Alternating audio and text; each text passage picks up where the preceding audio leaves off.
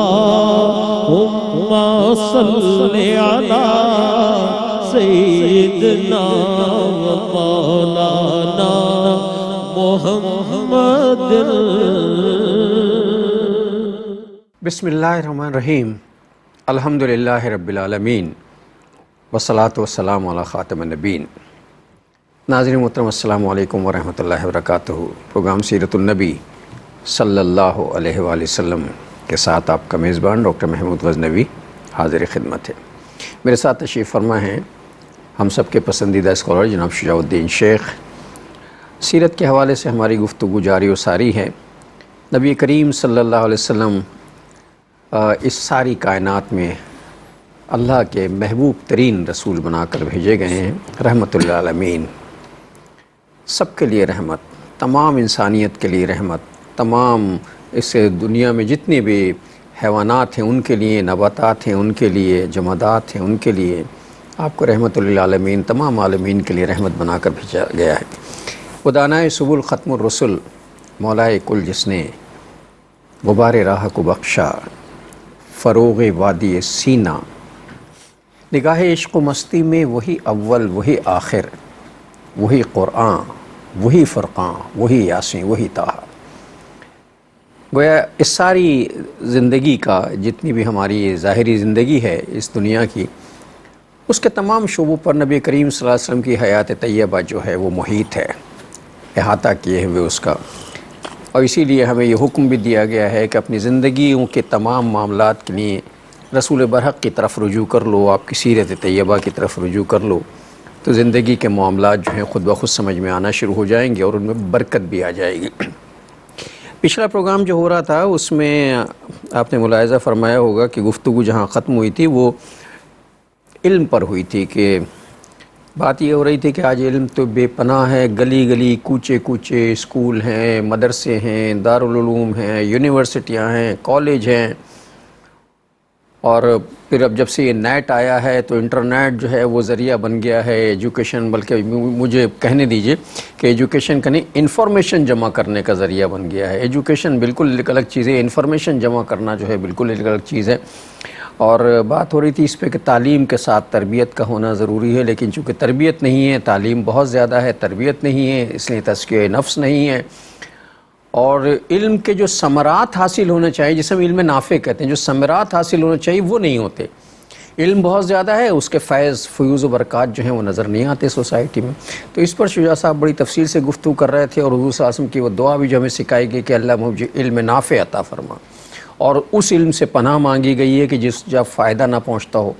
تو آج کل تو مجھے معاف کیجیے گا ہمیں وہی علم زیادہ نظر آ رہا ہے جس کا فائدہ کم ہوتا ہے اور جس کے نقصانات زیادہ ہوتے ہیں. لوگوں کو نیچا دکھانے کے لیے، اپنی برتری ثابت کرنے کے لیے، اپنے آپ کو بڑا بنانے کے لیے جو ہے وہ علم حاصل کیا جاتا ہے، یا اس علم کو ناجائز ذرائع استعمال کرنے کے لیے علم حاصل کیا جاتا ہے. بہرحال ایک گفتگو تو ہے جس میں بات ہوگی تو پھر پتہ نہیں کہاں تک جا نکلے گی. شجاع صاحب کی طرف چلتے ہیں پچھلے پروگرام کا ریکیپ لینے کے لیے. السلام علیکم. وعلیکم السلام ورحمۃ اللہ وبرکاتہ. کیسے مزاج ہیں؟ الحمدللہ. آپ کیسے؟ بس اللہ کا شکر ہے. میرے خیال ہے اسی طرح کی کوئی گفتگو ہو رہی تھی جی بالکل اسی تعلق سے کلام ہو رہا تھا. بسم اللہ الرحمن الرحیم.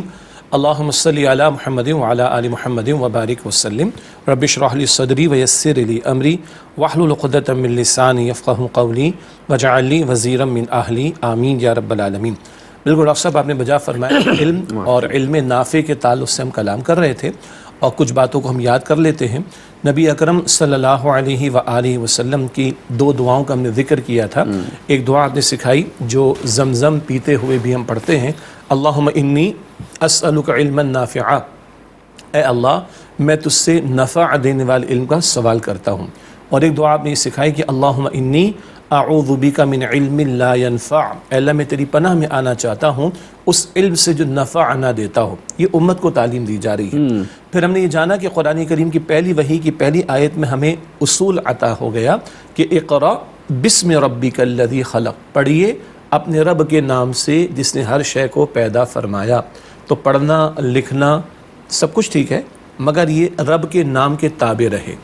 پھر ہم نے پچھلے پروگرام میں بات کی کہ ہمارا دین، بلکہ میں ایک بات ایڈ کرنا چاہوں گا، ہمارا دین تو یہ انقلابی فکر ہمیں دیتا ہے کہ ہماری سوچ، ہمارا فلسفہ، ہمارا عقیدہ، ہمارا عمل، ہمارا نظام وہ علم کی بنیاد پر ہونا چاہیے۔ قرآن کریم میں ہے سورہ بنی اسرائیل کی آیت نمبر 36 میں، لا تخف ما لیس لک بہ علم، جس بات کا علم نہ ہو اس کے پیچھے نہ لگو۔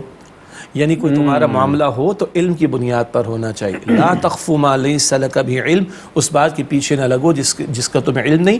ان السمع والبصر والفؤاد کل اولئک کان عنہ مسئولا، بے شک یہ سماعت کی صلاحیت ہے، بصارت کی صلاحیت ہے، غور و فکر کی صلاحیت ہے، ان کے بارے میں سوال ہوگا۔ قرآن کریم تو غیروں سے کہتا ہے ہاتو برہانکم ان کنتم صادقین، اپنی دلیل تو پیش کرو اگر تم سچوں میں سے ہو۔ تم یہ شرکی عقائد اختیار کرتے ہو، یہ بت پرستی کا عقیدہ اختیار کرتے ہو، تم نے خدا کی خدائی میں عیسیٰ علیہ السلام کو شامل کر دیا، بی بی مریم کے بارے میں تم نے غلط عقید اختیار کر لیے۔ ہاتو برہانکم ان کنتم صادقین، اپنی دلیل تو پیش کرو اگر تم سچے ہو۔ تو قرآن اگر غیروں سے یہ تقاضا کر رہا ہے کہ دلیل پیش کرو علم کی، تو اپنے ماننے والوں سے تو اول درجے میں قرآن تقاضا کرتا ہے تمہارا فکر، سوچ، فلسفہ، عقیدہ، عمل، نظام علم کی بنیاد پر ہونا چاہیے۔ اور حدیثیں ہمیں بتا رہی ہیں، یہ دعائیں ہمیں بتا رہی ہیں کہ علم نافع وہ مانگو اللہ سے، اور وہ علم جو نفع نہ دے اس سے پناہ طلب کرو، اس سے بچنے کے لیے اللہ کی پناہ میں آنے کی کوشش کرو۔ گزشتہ پروگرام میں ہم نے وہ حدیث پیش کی تھی جو کئی مرتبہ ہم نے پیش کی اور ساری زندگی سے متعلق ہے، تو بار بار ہم پیش کرتے رہیں گے۔ جامع ترمذی کی روایت، بندے کے قدم اس کی جگہ سے ہٹ نہیں سکیں گے جب تک وہ 5 سوالات کے جوابات پیش نہ کرے۔ زندگی کہاں لگائی، جوانی کہاں کھپائی، مال کہاں سے کمایا، مال کہاں خرچ کیا، اور جو علم حاصل کیا اس پر کتنا عمل کیا۔ تو جو علم حاصل ہو رہا ہے وہ عمل میں ریفلیکٹ ہو رہا ہے کہ نہیں، یہ بھی غور طلب بات ہے۔ پھر پچھلی مرتبہ آپ نے 2-3 باتیں ایڈ کی تھیں، اس میں یہ بھی تھا کہ علم کا حصول اس لیے ہو رہا ہے کہ دنیا ملے، علم کا حصول اس لیے ہو رہا ہے کہ واہ واہ ہو جائے، علم کا حصول اس لیے ہو رہا ہے کہ لوگوں سے ڈیبیٹ کرنے لگیں، بحثیں کرنے لگیں، مناظرے کرنے لگیں۔ علم کا حصول اس لیے کہ دوسروں کو نیچا دکھانے کی کوشش کی جائے، تذلیل کرنے کی کوشش کی جائے۔ یہ تو یہ مطلوب نہیں ہے، بلکہ یہ مذموم باتیں ہیں جن کی مذمت کی گئی۔ احادیث میں سے وہ حدیث بھی پیش کی گئی جو اس لیے علم حاصل کر رہا ہے اپنے آپ کو کچھ سمجھے، اپنا روب جمانے کی، دھونس جمانے کی کوشش کرے اور دوسروں کو نیچا دکھانے کی کوشش کرے، علماء سے بحثیں کرنے کی کوشش کرے، وہ جنت کی خوشبو کو بھی نہیں سونگھ سکے گا۔ اور سب سے آخری بات مجھے یاد آ رہا ہے، میں نے یہ رکھی تھی آج، جیسے کہ آپ نے اشارہ کیا، انفارمیشن تو بہت بڑھ رہی، معلومات کا خزانہ، storage of knowledge, bulk of knowledge, storage of knowledge, بہت کچھ ہے، لیکن معاشرے میں اس کا امپیکٹ کیا آ رہا ہے؟ میں نے پچھلے دفعہ عرض کیا تھا کہ پاکستان کے 10 بڑے فراڈ اٹھا لیں، دنیا کے 10 بڑے فراڈ اٹھا لیں، کوئی جس کو ہم کہتے ہیں جاہل، الٹریٹ، ان ایجوکیٹڈ نہیں ملے گا آپ کو۔ انتہائی پڑھے لکھے، دنیا کی بہترین یونیورسٹی سے پڑھے ہوئے، دنیا کی بہترین ڈگری ہولڈرز قسم کے لوگ، دنیا کے بظاہر بڑا انٹلیکچوئل قسم کا بندہ آپ کو بدترین فراڈ کرتا ہوا نظر آئے گا۔ Something is missing, what is that? ایک محض دنیاوی علوم، عصری علوم، کائنات کا غور و فکر یہ تو ہو رہا ہے، مگر علم وحی، علم ہدایت، خالق کائنات، اس کو ہم نے بھلا دیا۔ اور نمبر 2 یہ ہے کہ مقصدیت سامنے نہیں ہے۔ ہم نے پچھلی مرتبہ، اس سے پچھلے پروگرام میں بھی بات کی تھی، مقصدیت ہمیں بندگی کے لیے بھیجا گیا، ہمیں بھیجا اس دنیا میں گیا اور ہمیں لوٹ کر وَإِنَّا إِلَيْهِ رَاجِعُونَ اللہ کی طرف جانا ہے۔ وہ مقصدیت سامنے نہیں ہے تو مادہ پرستی کے اندر آگے سے آگے بڑھ رہے ہیں۔ بہترین بندہ ہوگا پڑھا لکھا، ویل ایجوکیٹڈ، ویل ورسڈ، اور بدترین وہ فراڈ کر رہا ہوگا، پوری قوم کو بیچ رہا ہوگا، پوری قوم کو لوٹ رہا ہوگا۔ یہ نظارے آج ہمارے سامنے آ رہے ہیں۔ What is missing? ایک دنیا کی آنکھ کھلی ہوئی ہے، آخرت والی آنکھ بند ہے۔ دنیاوی علوم کی آنکھ خوب کھلی ہوئی ہے، وحی والی آنکھ وہ بند ہو چکی ہے، اور پہلی وحی سے ہمیں سکھایا جا رہا ہے اقرا، پڑھو پڑھو پڑھو بسم ربک، اپنے رب کے نام کے ساتھ۔ اب یہ تعلیمی نظام ہمارا ہے پورا، مجھے معاف کیجیے گا کہ اس پورے تعلیمی نظام میں جو ایک کجی ہے، یا جو ایک کہنا چاہیے ایک کمزور پہلو ہے، وہ یہ کہ اس میں کہیں بھی اخلاقیات شامل نہیں ہے، اس میں فلسفہ زندگی شامل نہیں ہے، اور اس میں تہذیب کی صورت گری شامل نہیں ہے۔ آپ نے دیکھا ہوگا کہ جو اسکول کھل رہے ہیں ان کو لکھا بہترین تعلیم، اور یہ تعلیم اور وہ تعلیم۔ اچھا، اب یہی صورتحال ہمارے ہیں یہ بھی ہو گئی ہے کہ اب چونکہ ٹرینڈ چینج ہوتا ہے تو تھوڑا سا ٹرینڈ چینج بھی ہوا. وہ یہ کہا کہ اب دینی علوم کے ساتھ دنیاوی تعلیم یا دنیاوی علوم کے ساتھ دینی تعلیم. وہاں بھی مسئلہ صرف تعلیم کا ہے. بہت کم جو ہے آپ نے کسی اسکول کے بورڈ پر یا ان کے جو پراسپیکٹس ہوتا ہے اس پہ لکھا ہوگا کہ بہترین تعلیم و تربیت.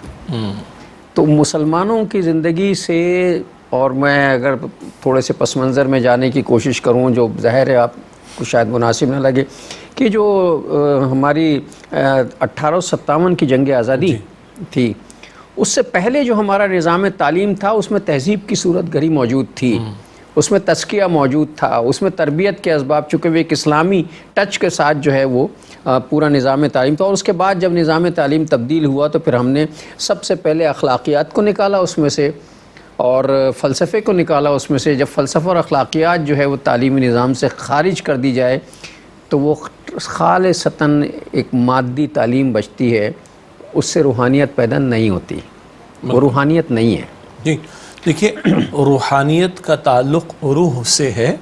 بڑا پیارا جملہ آپ کی طرف سے آ گیا. ناظرین نوٹ کیجئے گا اس چیز کو.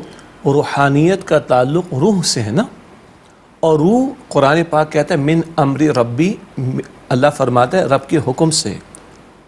اور اس روح کی جو غذا ہے وہ بھی ایک روح سے پوری ہوتی ہے. یہ بڑا عجیب جملہ ہے. اور وہ روح ہے روح قرآن، روح وحی. کیا مطلب؟ قرآن کریم میں جبریل امین کے لیے بھی لفظ آیا روح الامین. قرآن کریم میں انسانی روح کے لیے روح کا لفظ آیا، معروف بات. قرآن حکیم میں وحی کے لیے، قرآن کریم کے لیے بھی روح کا لفظ استعمال ہوتا ہے. بڑا پیارا شعر ہے، نغمہ وہی ہے نغمہ کہ جس کو روح سنے روح سنائے. روح الامین لے کر آئے، روح قرآن، کلام قرآن، روح محمدی نے وصول کیا صلی اللہ علیہ وسلم. تو آج ہماری روحوں کی اصل غذا وہ روح اللہ کی طرف سے آئی ہوئی شے ہے. اس کی غذا کی ضرورت بھی اللہ کی طرف سے آئی ہوئی شے سے پوری ہوگی. جسم مٹی سے بنا ہے نا، تو ہماری غذا مٹی سے آ رہی ہے. ہر چیز مٹی سے آ رہی ہے ہماری. سبزی استعمال کر رہے ہیں، جانوروں کا دودھ یا گوشت بھی استعمال کرتے تو ان کی غذا بھی زمین سے آ رہی، مٹی سے آ رہی ہے. مٹی کے وجود کی غذا مٹی سے آئے گی. روح مٹی سے نہیں بنی ہے، وہ رب کائنات کے حکم سے ہے. اس کی غذا بھی رب کائنات کے حکم سے ہی آئی ہوئی شے سے پوری ہوگی. اس کو روح بھی قرآن کریم میں کہا گیا.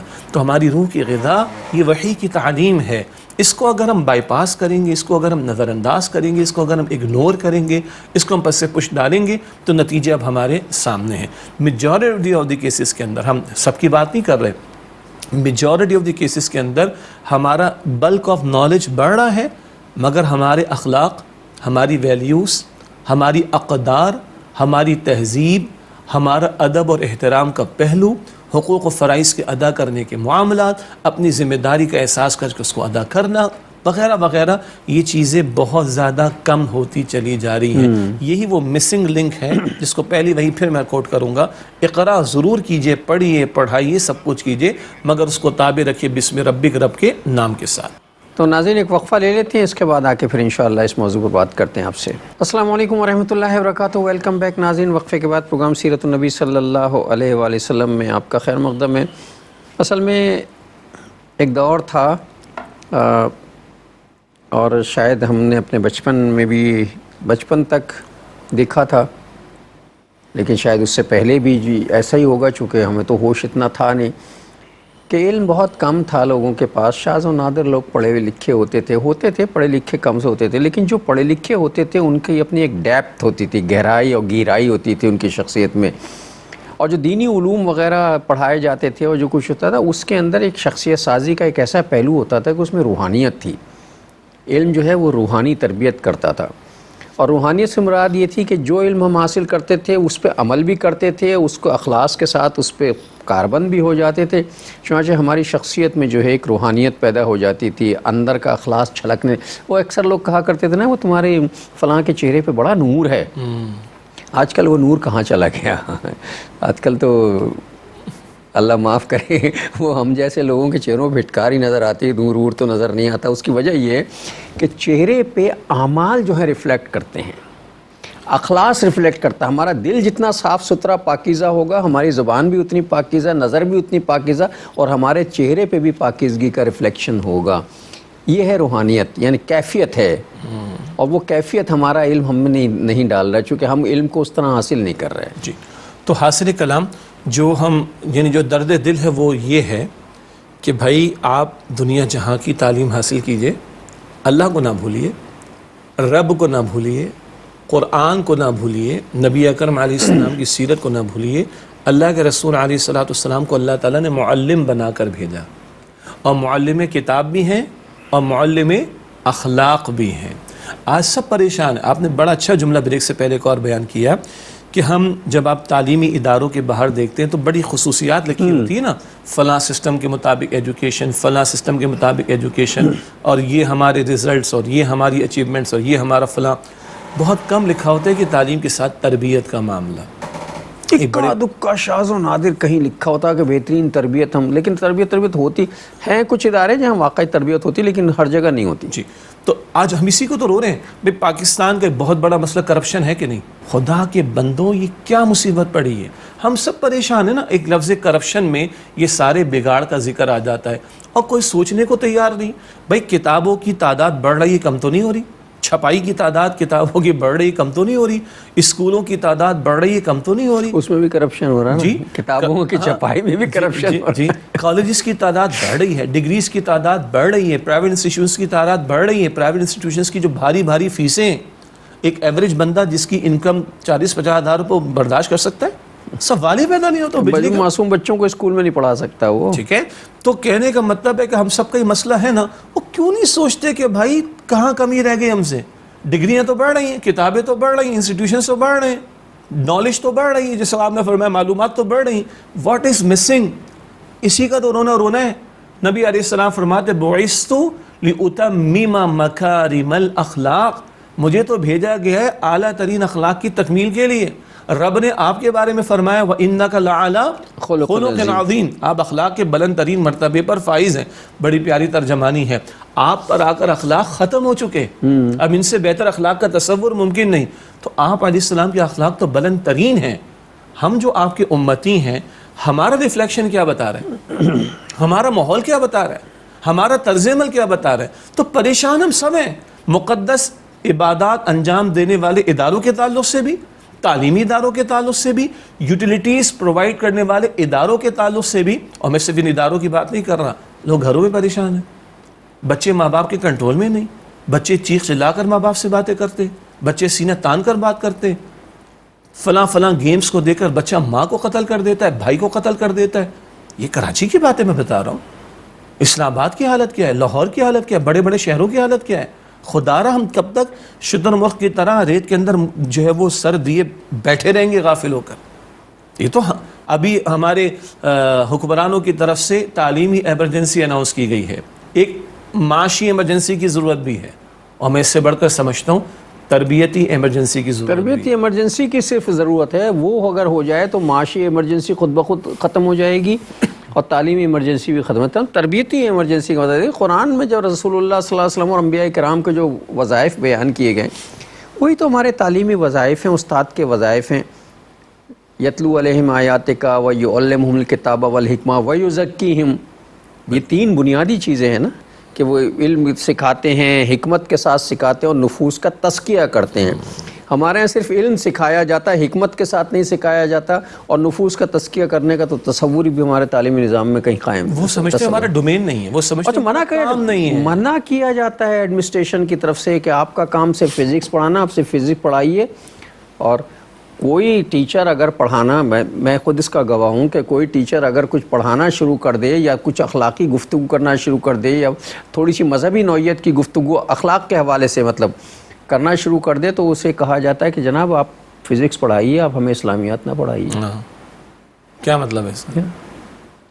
آپ اسلامیات پڑھا رہے ہیں, حالانکہ آپ اخلاقیات پڑھا رہے ہیں. حالانکہ ایک مسلمان بچہ ہے, ایک مسلمان نوجوان ہے, وہ اللہ کو مانتا ہو, یعنی واقعتاً آخرت پر عقیدہ رکھتا ہو واقعتاً, اب جب وہ فزکس پڑھ کر مارکیٹ میں آئے گا تو وہ خدا کے تصور کے ساتھ آئے گا, وہ آخرت کے تصور کے ساتھ آئے گا, وہ اپنی فزکس کی نالج کو بھی مخلوق خدا کی بہتری کے لیے استعمال کرے گا.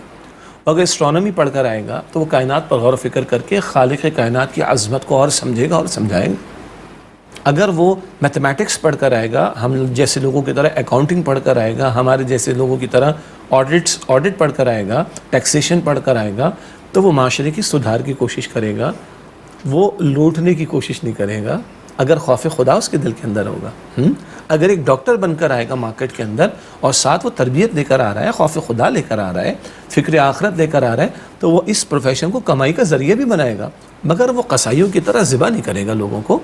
اور میں ایسے ڈاکٹرز کو جانتا ہوں الحمدللہ، اور آپ بھی جانتے ہیں یقیناً، کہ جو ان کی کمائی کا ذریعہ وہ ذریعہ ہے، مگر وہ اللہ کے بندے ایسے لوگوں کو جو بیچارے فیس افورڈ نہیں کر سکتے، فیس تو معاف کرتے ہی کرتے، اپنی جیب سے دوائیوں کے پیسے بھی دے دیتے. کہتے ہیں اللہ نے اتنا کمانے کو ہمیں عطا فرما دیا تو یہ ان کا حق بنتا ہے. یہ کب ہوتا ہے؟ جب تربیت پڑتی ہے، تب تربیت ملتی ہے، خوف خدا دل میں پیدا ہوتا ہے، فکر آخرت دل میں پیدا ہوتی ہے، نبی اکرم علیہ السلام کی محبت دل میں پیدا ہوتی ہے. نبی علیہ السلام رحمت للعالمین ہیں، یہ یقین پیدا ہوگا تو میں بھی رحمت کا عکس بننے کی کوشش کروں گا. یہ ہم چاہ رہے ہیں. باقی آپ ڈاکٹر بنیں، انجینئر بنیں، آپ سائنٹسٹ بنیں، آپ لائر بنیں، آپ پولیٹیشین بنیں، کوئی نہیں مسئلہ. لیکن ایک مسلمان سائنٹسٹ بنے، مسلمان لائر بنے، مسلمان تاجر بنے، مسلمان ڈاکٹر بنے، مسلمان استاد بنے، مسلمان باپ بنے، مسلمان شوہر بنے. یہ ہم بات کر رہے ہیں. ہر بندے کو ہم نہیں کہہ رہے کہ وہ مفتی بن جائے، ہر بندے کو نہیں کہہ رہے وہ عالم دین بن جائے، نہیں، ہم کہہ رہے ہر بندہ، اللہ ہمیں بھی توفیق دے، ہر بندہ با عمل با کردار مسلمان بن جائے. اور اس کے لیے ضروری ہے کہ ہمارا جو ایجوکیشن سسٹم ہے بچپن سے، یعنی اب تو ہمارا وہ کے جی وی جی ٹائپ کی چیزیں آ گئے نا، کنڈر گارڈن وغیرہ ٹائپ کا، یہ اس کا ہمارے مذہب میں اور اسلامک سوسائٹی میں اس کا کوئی کانسیپٹ ہے نہیں. لیکن بہرحال اب ایک آ گیا ہے کانسیپٹ، تو وہاں سے درمیان سے مطلب نہیں بلکہ ابتدا سے اگر اسلامک اورینٹیشن کے ذریعے تعلیم جو شروع کی جائے، ہر تصور جو ہے وہ اسلامک اورینٹیشن کے ساتھ ہو. اگر جو ہے وہ نیوٹن کا قانون پڑھایا جا رہا ہے تو اس میں بھی اسلامک اورینٹیشن ہو جائے. بھئی اگر سیب گر گیا تھا تو گر گیا تھا، فورس آف گریویٹی اس کے ذریعے جو ہے وہ اللہ تعالیٰ نے ڈسکور کرا دی ایک آدمی کو تو کرا دی، لیکن یہ بھی تو سوچنا چاہیے کہ فورس آف گریویٹی پیدا کرنے والا کون ہے، یہ جو اتنا عظیم قانون جو ہے. اچھا پھر اس میں ایک اور بھی کانسیپٹ آتا ہے نا کہ بھئی اللہ تعالیٰ جو ہے اسے اپنی کائنات کے راز کھولنے کے لیے تمہارے مسلمان ہونے کی ضرورت نہیں ہے، وہ کسی جو ہے منکر خدا پر بھی اپنے راز کھول دے گا. اور عین ممکن ہے وہ منکر خدا اس راز کو پا کر خدا کو ماننے والا بن جائے. بے شمار مثالیں پیش کی جا سکتی ہیں. اور یہ اچھا پھر پچھلے پروگرام میں حدیث بار بار پیش کی، اللہ کے رسول فرما رہے ہیں علیہ السلام، تفکروا فی خلق اللہ، اللہ کی تخلیق میں غور و فکر کرو. بار بار اللہ کے رسول نے دعوت دی، قرآن پاک نے بار بار دعوت دی ہے. اور پھر بڑی سی بات آپ کی طرف سے آئی، سیب تو گرا، ٹھیک ہے، نیوٹن نے دیکھ لیا، مشہور بات بتائی جاتی ہے، حالانکہ 85 اور لوگوں نے بھی دیکھا ہوگا. ہمارے یہ بھی علمی خیانتیں ہوئی ہیں. بو علی سینا کو جو ہے وہ ایویسینا کر دیتے ہیں، انگریزی لگتا ہے کہ انگریزی نام ہے، بو علی سینا کو ایویسینا کر دیتے ہیں، فلاں کا نام بدل کے فلاں کچھ اور کر دیتے ہیں. تو عرض کرنے کا مطلب یہ ہے کہ وہ جب گرا ہے تو ہم نے ڈسکور کر لیا جی گریوٹی کی فورس ہے. تو گریوٹی کی فورس لایا کون ہے؟ جس کو آپ نے فرمایا، اور اس کی وجہ، اور گریوٹی فورس کیوں ہے؟ یہ ایک نظام کائنات چل رہا ہے. یہ جو پرفیکٹ ڈیزائن اللہ نے رکھا، کیا اس پر غور و فکر کر کے خدا کو پہچاننے کے ہزاروں دلائل بندے کے سامنے نہیں آتے؟ یہ ہے جو بار بار قرآن غور و فکر کی دعوت دیتا ہے، رسول اللہ علیہ السلام بھی غور و فکر کی دعوت دیتے ہیں.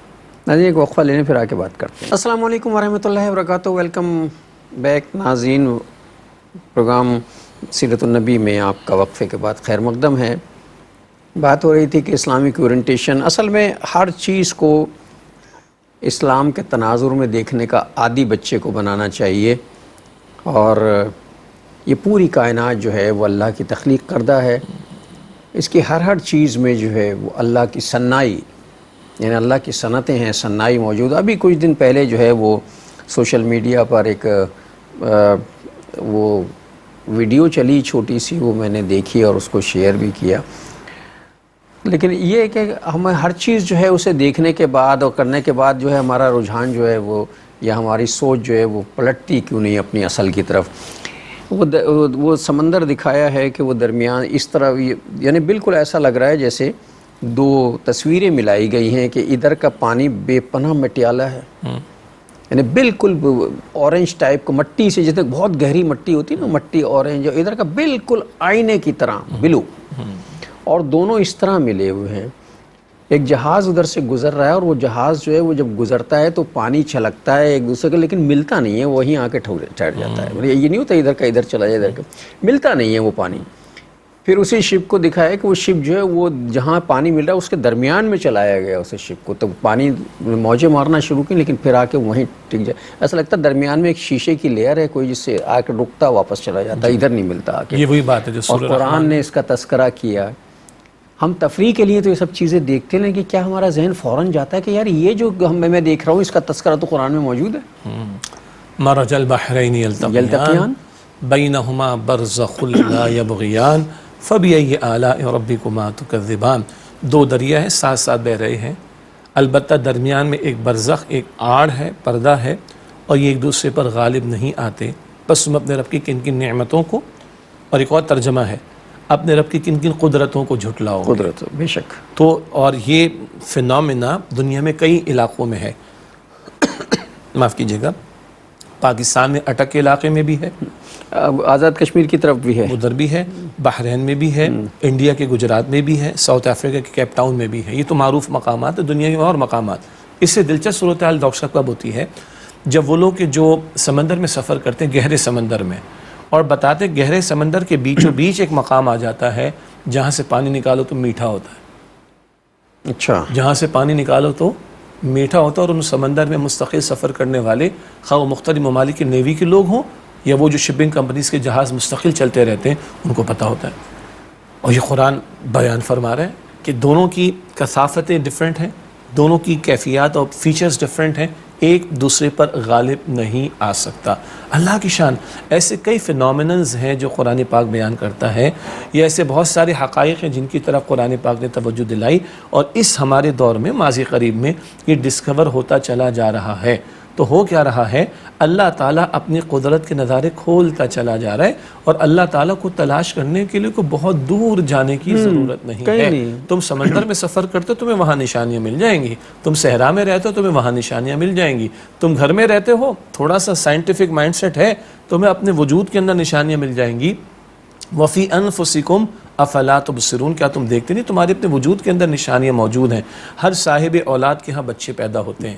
ہاں، ایک بچے کی تخلیق کا عمل ایک تو ماں کے بطن میں، قرآن پاک ذکر کرتے ہیں، ایمبریولوجی کی فیلڈ میں اس کو پڑھایا جاتا ہے. پھر بچے کا ماں کے بطن سے باہر آنا، اور ایک چھوٹے سے بچے کی چھوٹی چھوٹی انگلیاں، ہاں چھوٹے چھوٹے اعضاء، کیسے وہ تمہاری نگاہوں کے سامنے درجہ بدرجہ پروان چڑھتا ہے. ایسے ہی ہو رہے الٹف ہے معاذ اللہ. ما ترى في خلق الرحمن من تفاوت فارجع البصر هل ترى من فطور ثم ارجع البصر كرتين ينقلب اليك البصر خاسئا وهو حسير. رحمان کی تخلیق میں کوئی رخنا، کوئی فلا، کوئی ڈیفیکٹ نہیں ملے گا. اپنی نگاہ اٹھا کر دیکھو، تمہاری نگاہ تھک کر واپس آ جائے گی. پھر نگاہ اٹھا کر دیکھو، بار بار اٹھا کر دیکھو، اس پرفیکٹ ڈیزائن میں تمہیں کوئی رخنا نہیں ملے گا، تمہاری نگاہ تھک ہار کر واپس آ جائے گی. شعور انفس و آفاق سے ملا یہ سبق، کہیں نہیں ہے مگر پھر بھی ہر جگہ تو ہے. جہاں تلاش کرو وہاں میرا رب جو ہے وہ نظر آتا ہے. بس ہمارے فکر جو ہے وہ اسلامک اورینٹیڈ ہونی چاہیے چیزوں کو سمجھنے کے لیے. ہم جو علوم لوگوں کو دیتے ہیں، پڑھاتے ہیں، اس علم میں ہمارا جو ہے وہ خوف خدا اور قدرت الہی کا تصور نہیں ہوتا کہیں. ہر چیز جو ہے وہ قدرت الہی کے تحت ہے. اس پورے نظام ہستی کو میرا رب چلا رہا ہے. اور جب ہمیں یہ احساس اگر اجاگر ہو جائے کہ ہر چیز رب کی ہے، ہر چیز رب چلا رہا ہے، اور میں تو یہاں میں صرف ایک تماشائی ہوں، دیکھ رہا ہوں کہ سب کچھ کیا ہو رہا ہے، اور مجھے بھی میرا رب چلا رہا ہے، جب تک چلا رہا ہے اس کی مرضی چلا رہا ہے. تب یہ تصور پیدا ہوتا ہے تو پھر اندر آدمی کی روحانیت پیدا ہوتی ہے، آدمی کی روح بولنا شروع ہوتی ہے. وہ قدم قدم پر پھر بے ساختہ کہتا ہے سبحان اللہ و بحمدہ سبحان اللہ العظیم. تو یہ ساری چیزیں جو ہمارے تعلیمی نظام سے ایک چیز جو ختم ہو گئی، جس کا ہونا بہت ضروری ہے، وہ ہے اخلاقیات، وہ ہے روحانیت کا علم، وہ ہے فلسفہ. اور یہ فلسفہ حیات، مطلب وہ دنیاوی فلسفوں کی بات نہیں ہو رہی، فلسفہ حیات ہے کہ ہمیں کیوں پیدا کر دیا گیا اس دنیا میں. بے شمار مخلوق پیدا کرے، مجھے پیدا کرنے کا فائدہ کیا تھا؟ اچھا، مجھ سے پہلے بھی جو چیزیں علم کی بنیاد پر ہم تک پہنچتی ہیں کہ انسان کے دنیا میں پیدا ہونے سے پہلے بھی 28 مخلوقات جو ہیں اس دنیا میں پیدا کی گئی تھیں، اور ان کو اللہ تعالیٰ نے جو ہے وہ معزول کر دیا. تو جو 28 مخلوقات اس دنیا میں پیدا کی، زمین پہ پیدا کی گئی تھی، وہ معزول ہوئی ہیں، تو میں کوئی انوکھی مخلوق ہوں؟ صحیح بات. دوسری بات یہ کہ ڈاکٹر صاحب صرف تعلیمی اداروں کا مسئلہ نہیں، ہم نے تو ریاستی اداروں کا بھی ذکر کر دیا، پھر ہمارے تجارتی ادارے، پھر ہمارے پروفیشنل باڈیز کے ادارے. بہت سی جگہ ڈاکٹرز ہوتے ہیں، انجینئرز ہوتے ہیں، چارٹرڈ اکاؤنٹنٹس ہوتے ہیں، اور ڈاکٹرز ہوتے ہیں. ان تمام مقامات پر تربیت کی ضرورت ہے. اور 2-4 مرتبہ ہم گئے ہیں، انجینئرز کے ساتھ ڈسکشن ہوا ہے، ڈاکٹرز کے ساتھ ڈسکشن ہوا، بڑے اچھے لوگ بھی ہمیں ملے الحمدللہ، کہ جو ہنر اللہ نے ان کو دے دیا، جس پروفیشن میں اللہ تعالیٰ نے ان کو آگے بڑھا دیا، اپنی ان صلاحیتوں کو وہ اپنی کمائی کے لیے بھی استعمال کر رہے ہیں، لیکن مخلوق خدا کی خدمت کے لیے بھی استعمال کر رہے ہیں. مگر کب؟ جب خوف خدا ہوگا، جب خالق کا تصور ہوگا، جب آخرت کا تصور ہوگا. تو ہم یہ گزارش بھی کریں گے، بہت سی پروفیشنل باڈیز ہوتی ہیں، انجینئرس کی بھی ہیں، ڈاکٹرز کی بھی ہیں، لائرس کی بھی ہیں، چارٹرڈ اکاؤنٹنٹس کی بھی ہیں. وہ اپنی بہت ساری پروفیشنل ٹریننگز کا اہتمام کرتے ہیں، اور جو لوگ بھی جس فیلڈ کے ہیں، ہر سال ان کو کچھ سرٹن 10 گھنٹے 5 گھنٹے ٹریننگ سے گزرنا لازم ہوتا ہے، گورنمنٹ ڈپارٹمنٹ میں بھی اور پرائیویٹ ڈپارٹمنٹس میں بھی یا اداروں میں بھی. تو کیوں نہ ان کے جو بھی کرتا دھرتا لوگ ہیں ان کے دل میں بھی احساس پیدا ہو. ہم سب پریشان ہیں، معاشرے کے اندر ڈاکٹرز بھی پرفارم کر رہے ہیں، وکلاء بھی کر رہے ہیں، لائرز بھی انجینئرز بھی کر رہے ہیں، اور چارٹرڈ اکاؤنٹنٹس بھی کر رہے ہیں، انکم ٹیکس کی پریکٹس کرنے والے بھی کر رہے ہیں، اور لوگ پریشان ہیں نا. تو اگر ان کی تربیت میں، جہاں ان کی پروفیشنل تربیت کا اہتمام کیا جا رہا ہے، وہاں ان کی اخلاقی تربیت کا اہتمام، وہاں ان کے اندر خوف خدا پیدا کرنے والی بات، فکر آخرت پیدا کرنے والی بات، مخلوق کو نفع پہنچانے والی بات، اور پھر امتی کس کے ہیں؟ رسول اکرم صلی اللہ علیہ وآلہ وسلم کے. یہ بھی اگر ان تربیتی کورسز کا پارٹ بنایا جائے تو میں سمجھتا ہوں کہ بڑا فائدہ ہوگا. مثلا ایک بہت بڑا گورنمنٹ کا ادارہ ہے جہاں جو حکومتی افسران ہوتے ہیں ان کے 3 مہینے کے 6 مہینے کے کورسز ہوتے ہیں. ایک جگہ تو وہ پشاور میں ہیں، وہ کراچی سے مجھے لائیو لے لیتے ہیں اور میں 1.5-2 گھنٹے کا سیشن ان کے ساتھ کرتا ہوں، اور بعض مرتبہ فزیکلی جانے کا اتفاق ہوا. تو ایک جگہ 6 مہینے کا کورس تھا، بہت کچھ اس میں تھا، بیوروکریسی کے لوگ تھے اور گریڈ 20-21 کے آفیسرز تھے. ایک ٹاپک تھا اسلامی ریاست کیسی ہوتی ہے، نظریہ پاکستان کیا تھا.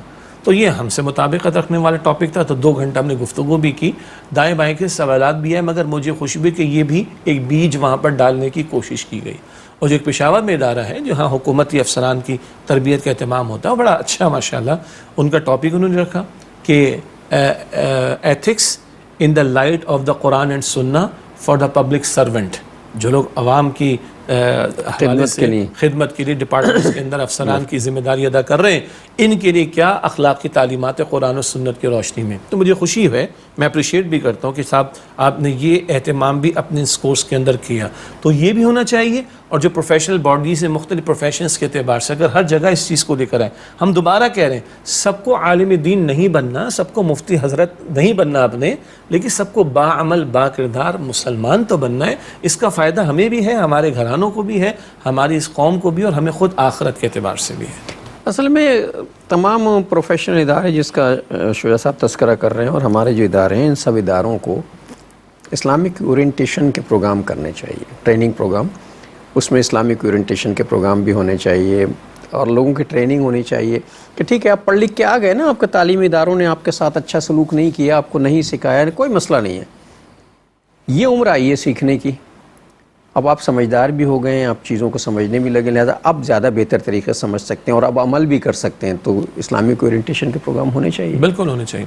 اس سے آگے عرض کروں، ایک صاحب نے یہ ریکمنڈیشن دی کہ جو ہمارے ہاں لوگ صوبائی اسمبلی میں آتے ہیں، قومی اسمبلی میں آتے ہیں، سینٹ میں آتے ہیں، تو جہاں ان کے لیے اور کچھ تقاضے ہیں بھائی جو بھی تعلیم کے اعتبار سے ہو، عقیدے کے اعتبار سے وغیرہ وغیرہ، وہاں ان کے لیے بھی کوئی اسلامک اورینٹیشن کا اہتمام ہونا چاہیے. آپ بن گئے نا صوبائی اسمبلی کے ممبر، قومی اسمبلی کے ممبر، یہ 5 گھنٹے کا کورس، یہ 10 گھنٹے کا کورس. اچھا، ان کے لیے کسی قسم کا کورس نہیں ہوتا، باقی سب کے لیے کورس ہوتے ہیں، اور جنہیں پورا مملکت چلانی ہے ان کے لیے تو کورس ہونا ضروری ہے. تو ان کے لیے بھی کوئی نہ کوئی اورینٹیشن کا معاملہ. ہم نے تو یہاں تک کہا، اسی فورم پر کہا، جب شادی ہوتی ہے نوجوان لڑکے اور لڑکی کی، یا جو بھی شادی ہوتی کسی مرد و عورت کی، تو جہاں وہ اپنے کپڑوں کی تیاری اور بینکویٹ کی تیاری اور اخراجات کی تیاری اور مستقبل سہانے خوابوں کی تیاری کرتے ہیں، اور بھائی یہ بھی تو معلوم کرو کہ قرآن اور سنت میں شوہر کے لیے بیوی کے لیے کیا ہدایات ہے. کوئی ان کے لیے اورینٹیشن ہونی چاہیے. بعض اداروں نے اس طرح کا کام کیا، 2-2 3 گھنٹے کے لیکچرز ہیں، وہی سن لو. بعض علماء نے کتابیں لکھی، وہی پڑھ لو. معلوم تو ہو کہ زندگی کے اتنا بڑا مرحلہ تم طے کر رہے ہو، شوہر بیوی بننے جا رہے ہو، تو شوہر کی ذمہ داری، بیوی کی ذمہ داری، کل اولاد ہوگی تو تم ماں باپ بن جاؤ گے، ماں باپ کی ذمہ داری، پھر خاندان کو کس طرح لے کر چلنا ہے، رشتہ صلہ رحمی کیا ہوا کرتی ہے، وغیرہ وغیرہ. کوئی تو تربیت ہونی چاہیے. ہم تو ان کے لیے بھی کہہ رہے ہیں، گھر کے لیے بھی کہہ رہے ہیں. اسی طرح جو مملکت کے معاملات کو چلانے والے، یہ تو ایک گھر کے معاملات کو چلانے والے 2 افراد ہیں. جو مملکت کے معاملات کو چلانے والے ہوں، اور مملکت ہے اسلام کے نام پر، اللہ کی حاکمیت کا ہم دعویٰ کرتے ہیں، کتاب و سنت کی بالادستی کا دعویٰ کرتے ہیں، آئین اور شریعت کی بالادستی کا دعویٰ کرتے ہیں، کوئی عمل بھی کرتے ہیں، کوئی اس کے مطابق نفاذ بھی کر رہے ہیں. تو بھائی ان کی اورینٹیشن ہونی چاہیے، تاکہ اسلامک اورینٹیشن کے ساتھ معاملات کو پڑھیں، نہ کہ مغرب سے درآمد شدہ مادر پدر آزاد جمہوریت کے تقاضوں اور سیکولرزم کے تقاضوں کے مطابق ملک کے معاملات کو چلانے کی کوشش کریں. تو جہاں پروفیشنل باڈیز کی ضرورت ہے، اسی گھروں کی ضرورت ہے، تعلیمی اداروں کی ضرورت ہے، مملکت کا نظم و نسق چلانے والوں کی بھی اورینٹیشن کی ضرورت ہے، ان کو بھی سکھانا چاہیے. سب کو سب کچھ سکھانا چاہیے، اور خود بھی سب کچھ سیکھنا چاہیے. ہاں، ہم بھی شامل ہیں. مطلب پہلے میں بھی اس میں شامل ہوں، کہ پہلے تو میں سیکھ لوں ساری چیزیں، اس کے بعد پھر جو ہے وہ باقی لوگوں کے بارے میں کہوں گا کہ ان کو بھی سکھاؤ، ان کو بھی سکھاؤ، ان کو بھی سکھاؤ. تو ابھی تو میں نے یہ سیکھا ہے کہ جب وقت ختم ہو جائے تو پروگرام کو ختم کر دینا چاہیے، اور ضرورت سے زیادہ جو ہے گفتگو نہیں کرنی چاہیے، تاکہ آپ لوگ بور نہ ہوں. تو ایسا کرتے ہیں، آج کا پروگرام ختم کرتے ہیں، شجاع صاحب سے آج کی حدیث ہدیہ کرواتے ہیں، پھر اگلے پروگرام میں انشاءاللہ اسی موضوع پہ گفتگو کریں گے آپ سے. نبی اکرم صلی اللہ علیہ وآلہ وسلم نے ارشاد فرمایا کہ وہ بندہ جو عمدہ اور اچھے اخلاق کا مظاہرہ کرتا ہے، وہ اس شخص کا مقام پا لیتا ہے جو ہمیشہ رات کو نوافل ادا کرتا ہو، تہجد، اور ہمیشہ دن میں روزے رکھتا ہو، مراد نفل روزے. اللہ کے پیغمبر علیہ السلام اخلاق کی اس قدر عظمت بیان کر رہے ہیں. اللہ مجھے بھی، آپ کو بھی، ہم سب کو بھی با اخلاق، با کردار، با عمل مسلمان امتی بننے کی توفیق عطا فرمائے. اور ناظرین محترم، اس کے ساتھ ہی ہمارے آج کے پروگرام کا وقت ختم ہوا. اگلے پروگرام تک کے لیے جناب شجاع الدین شیخ اور اپنے میزبان ڈاکٹر محمود غزنوی کو اجازت دیجیے. اللہ نگہبان، والسلام علیکم ورحمۃ اللہ وبرکاتہ. اللہم صلی علی سیدنا و مولانا محمد. صلی علی سیدنا و مولانا محمد وعلی آلہ وصحبہ وبارک وسلم.